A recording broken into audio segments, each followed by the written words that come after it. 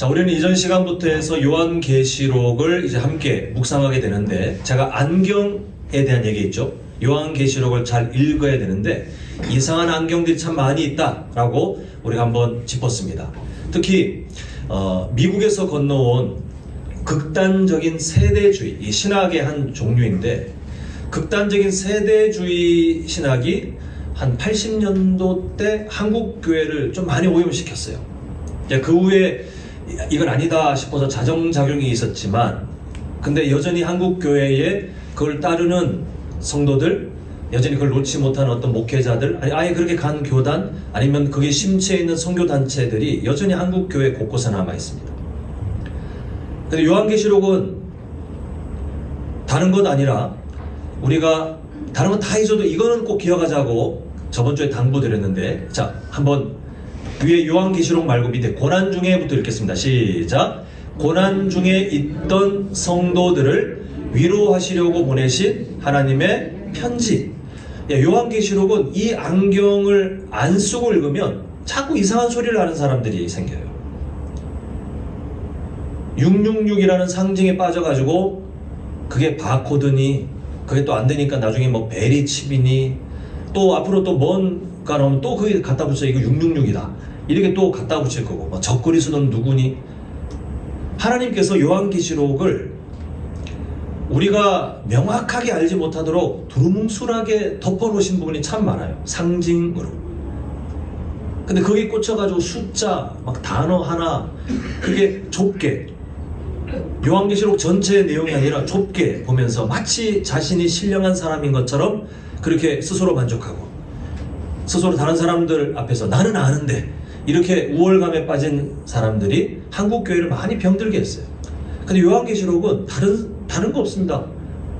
그때 당시에 고난 중에 있던 성도들을 하나님께서 위로하시기 위해서 일부러 사도 요한을 부르셔서 그들에게 전달하라고 주신 편지입니다.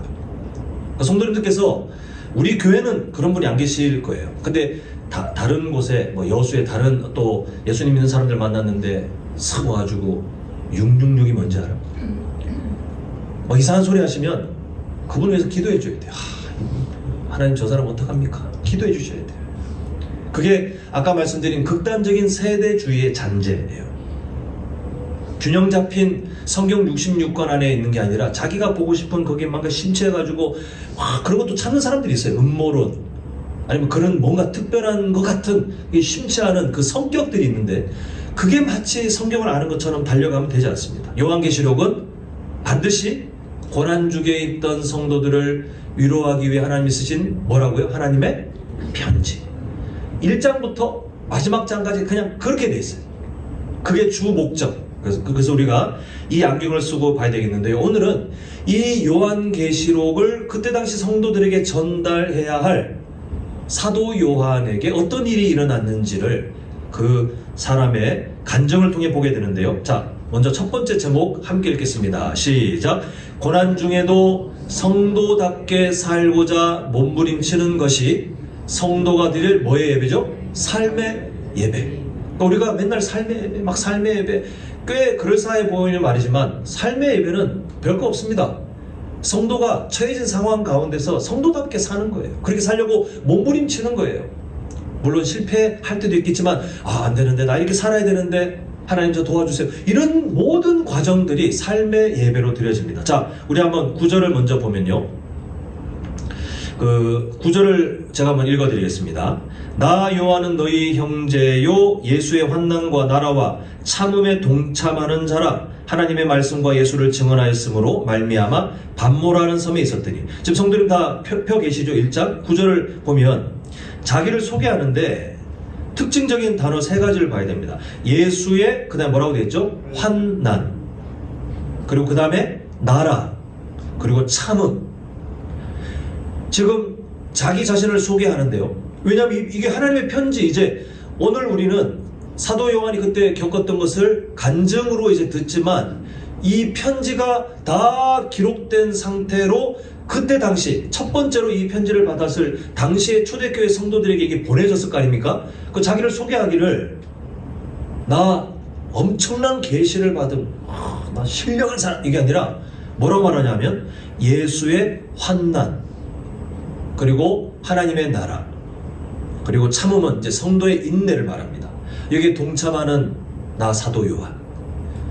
근데 이 단어가 왜 중요하냐면 사도 요한만이 아니라 그때 당시 성도들이 다 이 삶을 살 수밖에 없었어요. 이렇게 정리할 수 있습니다. 우리 한번 화면에 보이시는 이 내용 한번 같이 읽겠습니다. 시작. 예수님 때문에 환난을 당하지만 하나님 나라 백성으로 뭐 하는 삶이에요? 네, 이게 그때 당시에 사도 요한이 나는 그런 사도 요한이요 소개하지만 사도 요한만이 아니라 그 시대 성도님들이 다 그러했어요.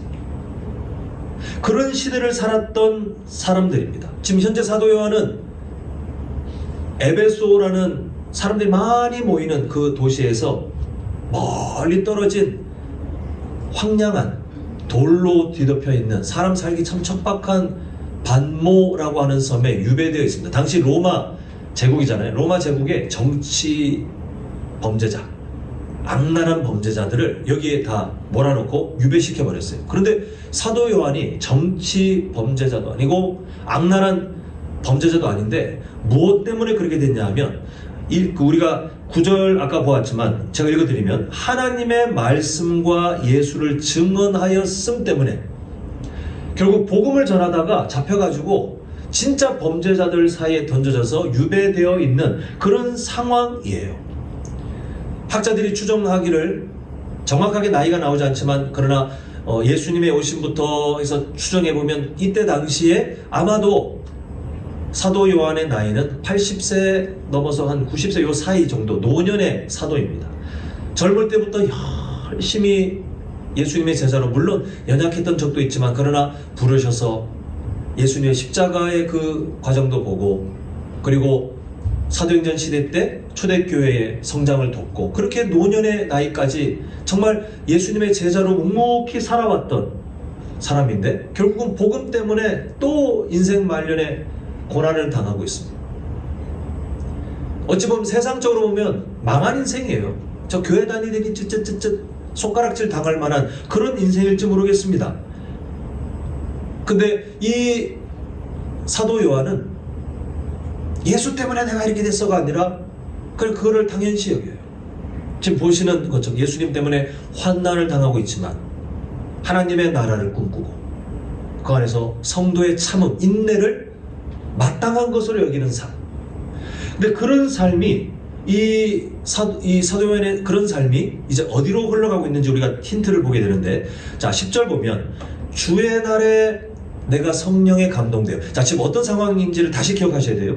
복음을 전하다가 잡혀가지고 범죄자 취급당하면서 반모섬에 유배돼요. 그게 뭐 유원지가 아니잖아요. 휴양지가 아니잖아요. 살기 힘든 척박한 땅이에요. 그런 곳에 유배되어서 내일이 어떻게 될지 모르는 그런 상황 가운데 있는데 10절 처음에 주의 날에라고 되어 있습니다. 이게 무슨 엄청난 날 같지만 이 주의 날에는요 오늘날 우리의 주일이에요. 당시 초대교회 성도들이 부활하신 예수님을 기념하며 함께 모여 예배했던 그게 지금 현재 우리가 주일 성수라고 하는 주일의 출발점이 되잖아요. 그 지금 사도 요한은 본인이 고난을 당하고 있는데 그 척박한 땅에 또 뭐 주변 사람들이 어떻게 되는지 모르겠지만 그 범죄자들이 득실거리는 그곳에 자기가 할 수 있는 최선을 다해 주의를 지키고 있어요.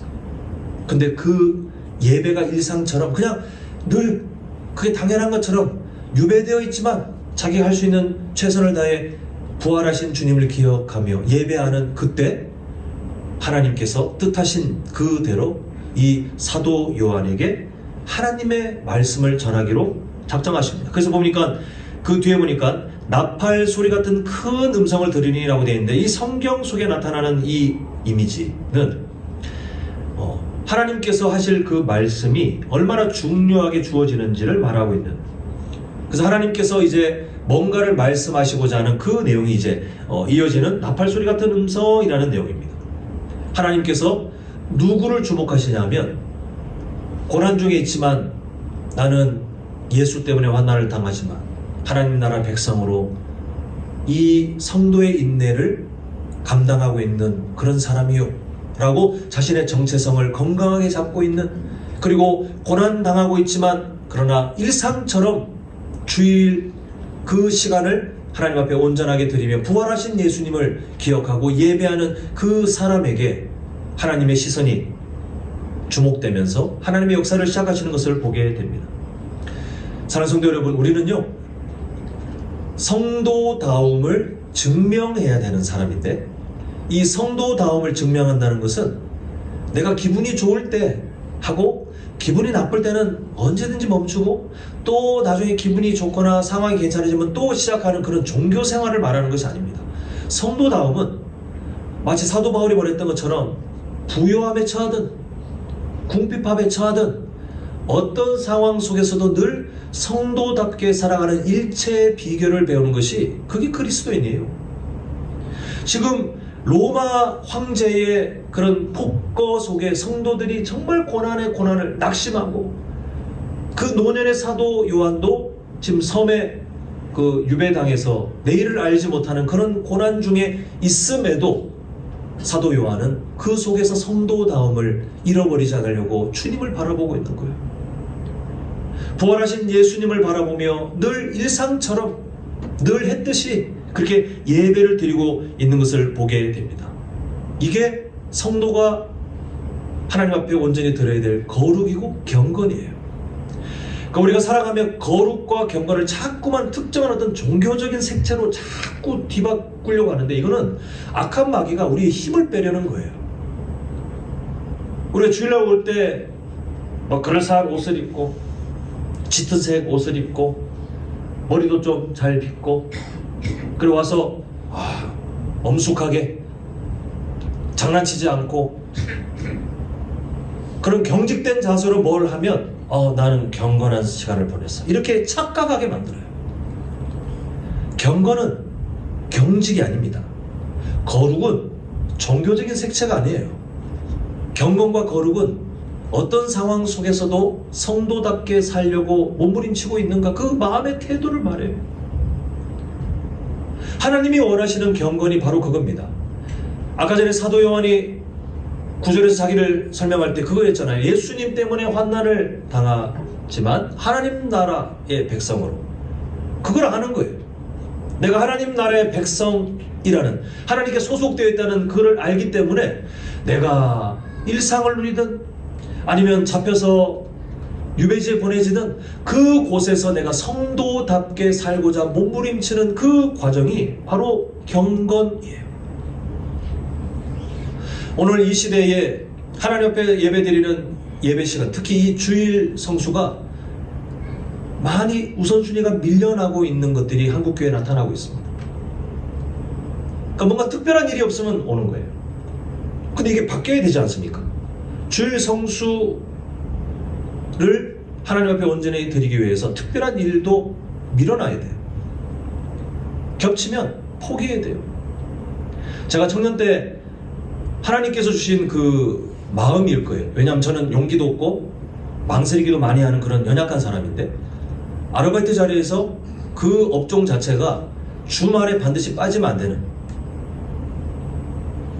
그래서 저한테 그 주말, 우리가 이제 주일이지만 주말에 와야 되는 걸 고지를 하길래, 그때 제가 마치 누군가에 이끌리는 것처럼 담대하게 그럼 저는 올 수 없습니다라고 말을 해버렸어요. 원래 제 성격은 그렇게 담대하지 못하거든요. 그럼 저는 그냥 그렇게 말하고 잘리면 돼요. 근데 그 수많은 아르바이트생 중에 그 큰 업체였는데, 그 수많은 아르바이트생 중에 저만 주일을 성수할 수 있었어요. 원래는 잘려야 되는데. 그래서 나머지 사람들이 사실은 저를 그런 부분에 좀 약간 질투하게, 물론 그만큼 제가 그 받는 알바비가 줄어들긴 했지만 그냥 뭐 잘리면 잘리지 심정으로 말을 했는데, 하나님께서 그냥 길을 열어주시더라고요. 주일 성수는 그냥 하는 거예요. 일상처럼 하는 거예요. 성도님들이 호흡하는 게 일상이잖아요. 몰아놨다가 하지 않잖아요.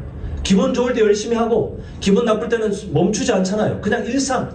근데 그 일상 같은 호흡이 성도님들의 삶을 지켜주는 것처럼, 우리가 일상처럼 아예 우리의 삶에 당연한 것으로, 마치 사도 요한이 그랬던 것처럼 어떤 상황이 있든 주의 날에 부활하신 예수님을 기념하는 그 예배의 시간을 온전하게 지킬 때 그 일상처럼 주의 날을 지키는 그 삶의 태도가 오히려 성도님들에게 생명이 되고 능력으로 하나님의 은혜를 흘려보내는 통로가 되는 것을 보게 됩니다.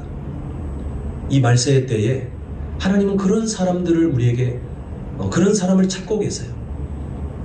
많은 교회들이 있지만 성도다움을 지키기 위해 어떤 상황 속에서도 그 경건한 삶 그리고 일상의 예배를 잃어버리지 않는 그 경건의 능력을 하나님은 우리에게 명령하고 계십니다. 그리고 그런 사람을 통해 하나님께서 하나님의 일을 이끌어 가시는 것을 보게 됩니다. 바라기는 이게 성도의 기본이에요.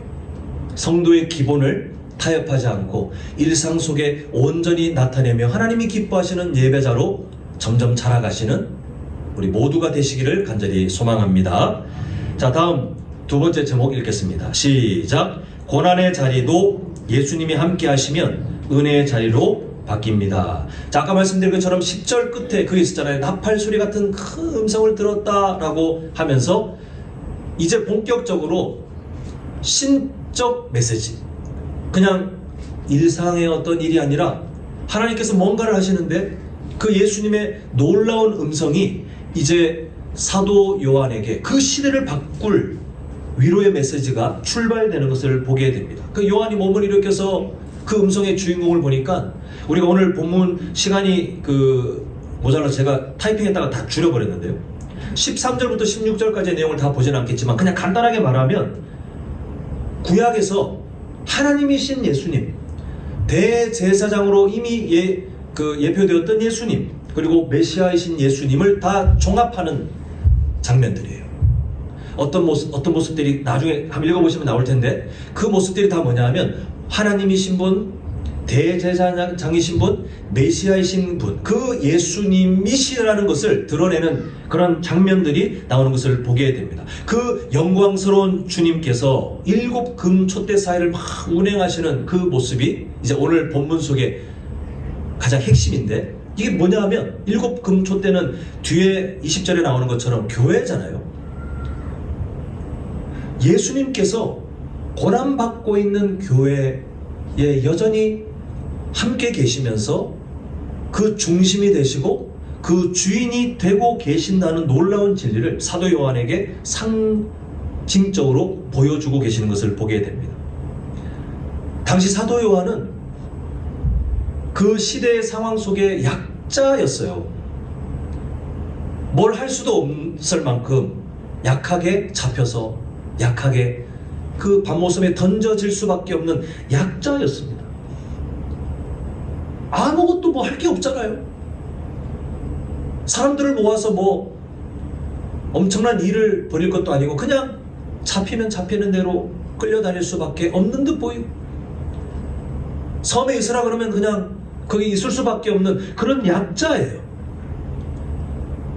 결국 세상적인 눈으로 보기에 밤모섬은 사도 요한에게 어찌 보면 실패, 고난, 고독함, 근심, 눈물이 있을 법한 자리인데 그런데 영광의 주님께서 사도 요한이 있는 그 밤모섬에 그 상황에 임재하시니까 이제는 그 상황이 있잖아요. 고난의 자리가 아니라 하나님의 소망의 메시지가 부어지는 진짜 말로 표현할 수 없을 만큼 엄청난 은혜가 철철 넘치는 그런 영광의 자리, 은혜의 자리로 변모되는 것을 보게 됩니다. 마치 과거 도망자 야곱이 광야에서 그냥 잘 때에 기쁜 마음으로 캠핑 간 것처럼 잔 게 아니라 형이 쫓아올까?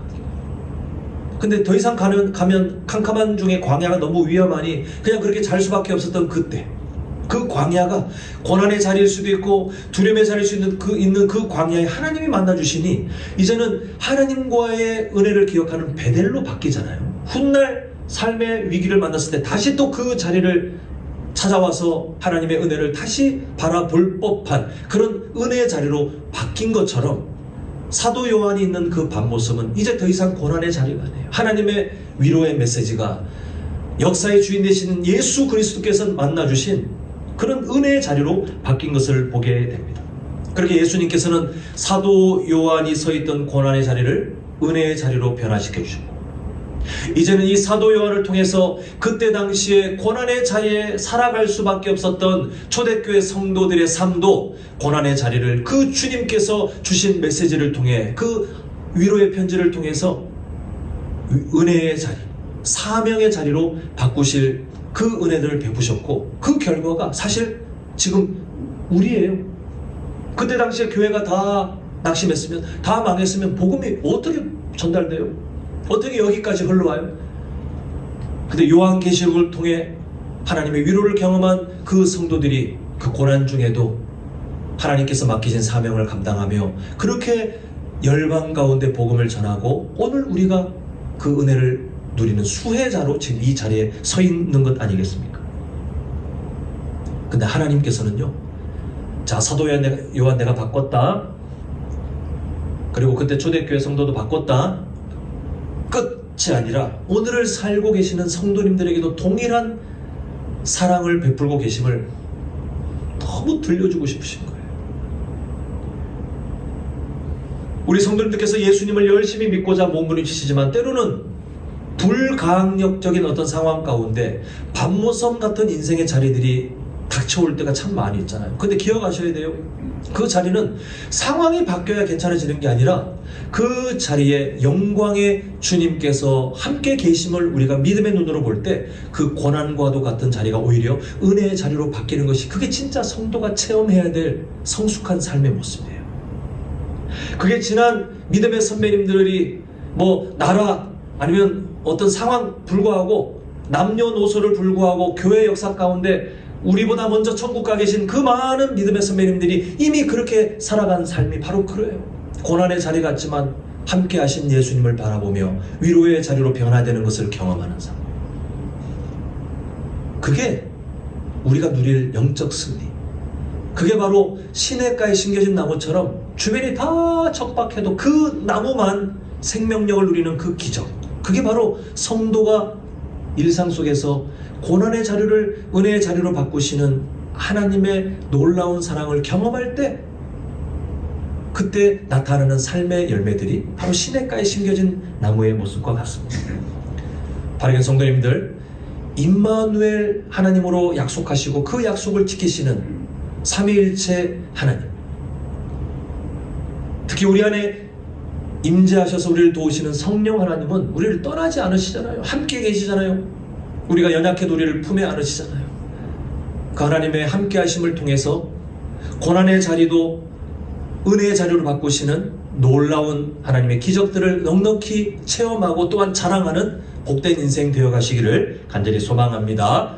자, 마지막 세 번째 제목 함께 읽겠습니다. 시작. 예수님은 우리의 삶을 만지셔서 사명자로 다시 파송하십니다. 자, 17절 상반절만 한번 보면요, 이제 이렇게 말하죠. 내가 볼 때에 그의 발 앞에 엎드려져 죽은 자 같이 되매. 사도 요한이 평생 예수님과 같이 있었잖아요. 예수님이란 분에 대해서 참 익숙할 법한 사람이잖아요. 그런데 공생의 사역 가운데 만났던 예수님이 아니라 지금 영광 가운데 임하시는 예수님 앞에 사도 요한도 어떻게 할 수가 없어요. 그 연약함을 갖고 있는 인간이 거룩하신 하나님을 만나니 진짜 죽은 것처럼 뭐 어떻게 할 수가 없는 거예요.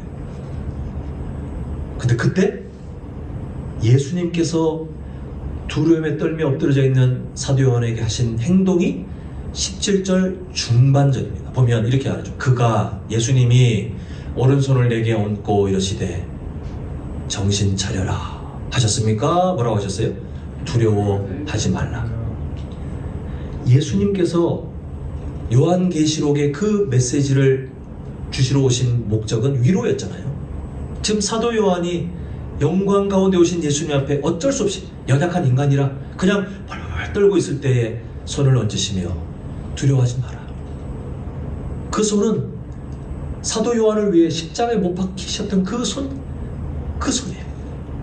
그러나 온 우주를 이제 통치하시는 그 손이에요.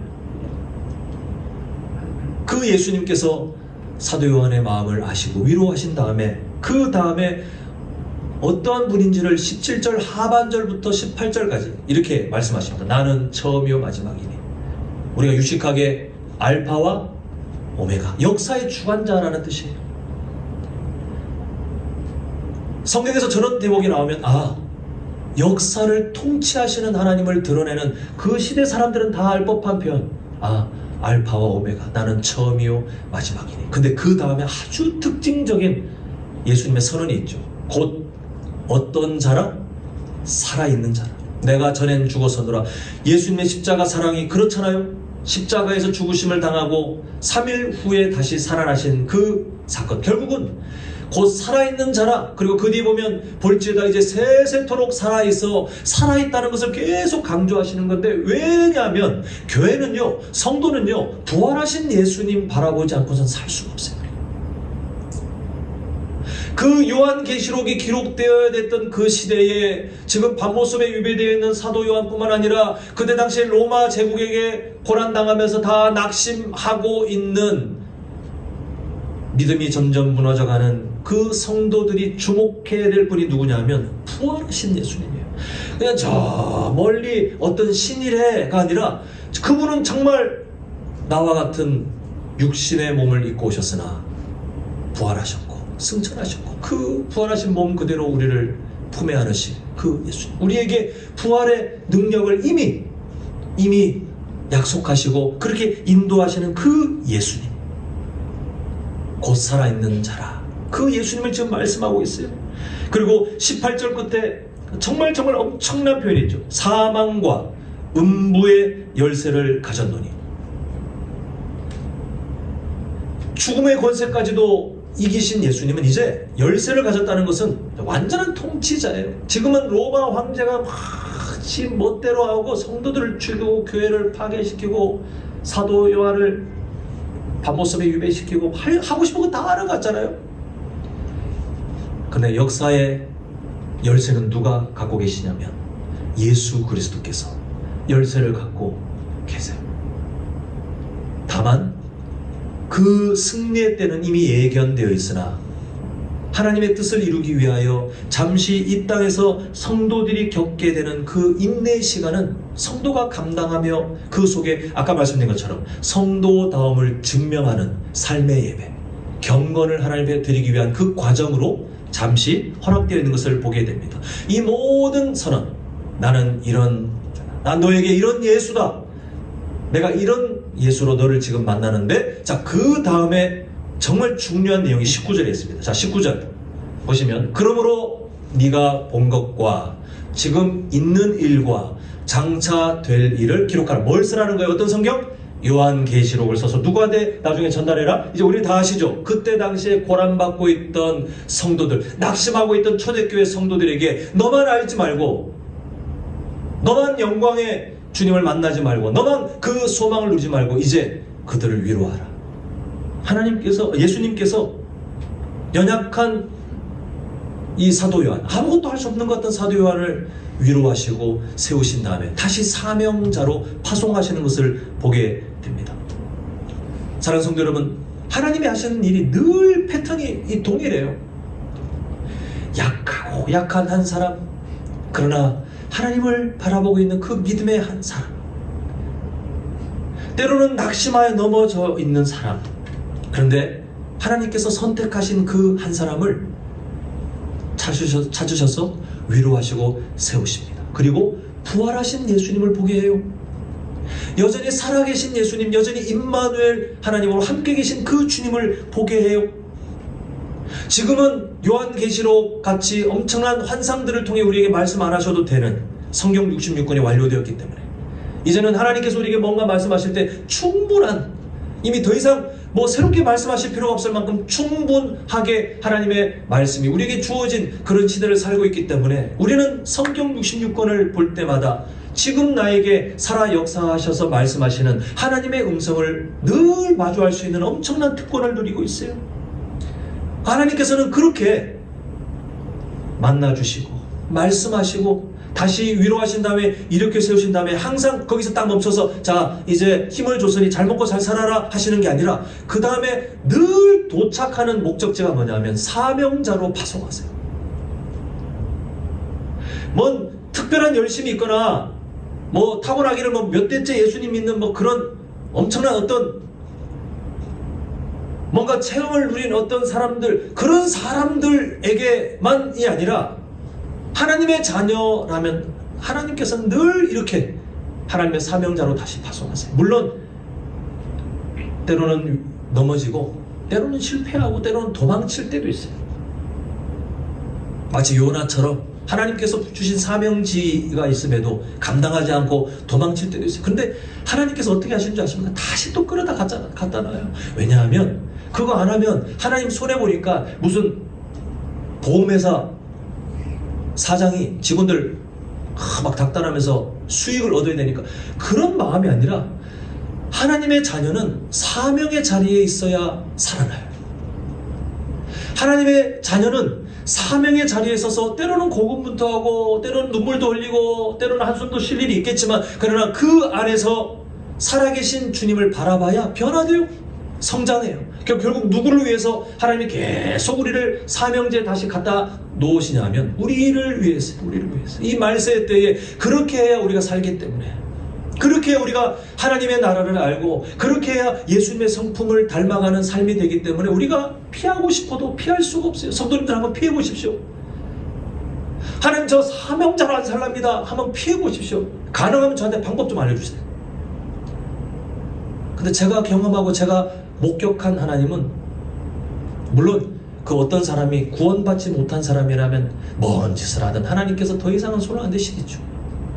그 성도님처럼 예수님을 알고 그 신앙 고백을 따르고 그리고 연약하지만 그러나 그 방향성을 알고 살아가는 성도님들은 아무리 피하려고 해도 사랑의 하나님이 그냥 두지 않으실 거예요. 그러니까 지혜롭게 하나님이 하실 일을 그냥 인정하고 그 하나님의 마음에 맞는 자리에 먼저 가시면 돼요. 하나님께서 나를 사명의 자리에 세우시는데, 주님 사도 요한을 세우셨고 또 그 시대의 요한계시록을 통해 초대교회 성도들을 다시 회복시킨 다음에 사명지로 세우셔서 그 복음이 흘러 한국까지 와서 그 한국에서 또 똑같이 그런 믿음의 선배를 통해서 복음이 흘러내려와 지금 나에게까지 흘러왔는데, 주님께서 세우신 가정이라는 사명지, 주님께서 세우신 교회라는 사명지, 학교나 직장이나 사업장 같은 그런 사명지에 나를 보내셨으니 주님 무엇을 해야 할지 깨닫게 하시고, 그 시대 사도 요한과 초대교회 성도들이 그랬던 것처럼 부활하신 예수 그리스도를 바라보며 능히 감당하게 하여 주시옵소서. 그게 하루하루를 살아가는 성도님들의 기도가 되셔야 돼요. 그때 우리를 만나주시고 도우시는 하나님의 은혜를 더 세밀하게 우리 모두가 누릴 수 있게 될 것입니다. 이제 말씀을 맺고자 합니다. 오늘 요한계시록의 방향성을 저번주에 보았고, 요한계시록이 사도 요한에게 어떤 과정을 통해서 이제 주어지는지 그 첫 단계를 보면서 성도, 그리고 성도를 세우신 하나님의 마음을 잠시 보았습니다. 자, 우리 그 하나님의 마음을 기억하는 심정으로 제목만 다시 한번 확인하겠습니다. 자, 시작. 고난 중에도 성도답게 살고자 몸부림치는 것이 성도가 드릴 뭐라고요? 삶의 예배. 이걸 꼭 기억하시고요. 다음 시작. 고난의 자리도 예수님이 함께 하시면 뭐로 바뀝니까? 네. 은혜의 자리로 바뀝니다. 이걸 누리고 배우고 또 자랑하며 사는 것이 성도의 삶이에요. 자, 마지막 세 번째 시작. 예수님은 우리의 삶을 만지셔서 사명자로 다시 파송하십니다. 왜요? 누구를 위해서라 그랬죠? 우리를 위해서. 그래야 우리가 살고, 그래야 우리가 하나님의 복을 누리고, 우리가 그 삶을 살 수 있도록 끊임없이 우리를 위로하시고 세우시고 보내시고, 또 쓰러지면 위로하시고 세우시고, 때로는 야단도 치시고, 때로는 안 가겠다고 멱살 잡고 갖다 넣기도 하시고 하시면서 우리가 사명지에서 살아날 수 있도록 천국 가는 그날까지 우리를 그렇게 인도하실 것입니다. 저는 성도님들께서 성도님들의 삶을 잘 이해하셨으면 좋겠어요. 한국 교회 안에 뿌리 깊게 내려져 있는 참 무서운 유혹. 내가 내 삶을 사는데 주일날 와가지고 예배해야 그래도 하나님이 날 좀 도와주고, 그리고 일주일 동안 그래도 별 탈 없을 것 같고, 그래서 교회를 떠나면 다시 또 내 삶을 내가 살아요. 그러다 어떤 일이 있으면 기도라는 것도 좀 해보고, 또 다음 주일에 와서 또 예배를 드리면서 그래야 내가 뭔가 또 한 주 동안 괜찮을 것 같고, 이런 식으로 사는 게 신앙생활인 것처럼 많은 한국교회 성도들이 착각 속에 빠져 있어요. 우리는 그러지 않았으면 좋겠습니다. 우리는 그런 유혹에 빠지지 않았으면 좋겠어요. 성도의 일상은 사명의 일상이에요. 가정에서 사명자로 사십시오. 교회에서도 뭐 마땅하시겠지만 세상 속에 학생입니까? 직장인입니까? 또 사업장을 운영하십니까? 사명지로 그곳을 바라보십시오. 내가 죽지 못해 산다. 아니요. 우리는 그곳에서 성도다움을 증명하기 위해 하나님이 심으신 곳이에요. 그곳에 다른 사람을 위로하게, 때로는 진리를 나타내게 하나님께서 우리를 심으신 곳이 바로 그런 사명지입니다. 그걸 알고 열심히 살다가 실패해도 상처받아도 다시 모여서 같은 동역자끼리 또 다시 위로하고, 다시 부활하신 그 예수님의 능력을 바라보며 다시 충전하여 돌아가고 사명지로 돌아가고, 이게 성도의 삶이에요. 요한계시록은 그런 일을 이뤄낸 하나님의 편지였습니다. 바라기는 우리 모두가 그 복된 삶을 사모하시고 더 누리시고 더 자랑하시는 우리 귀한 인생 되시기를 간절히 축원합니다.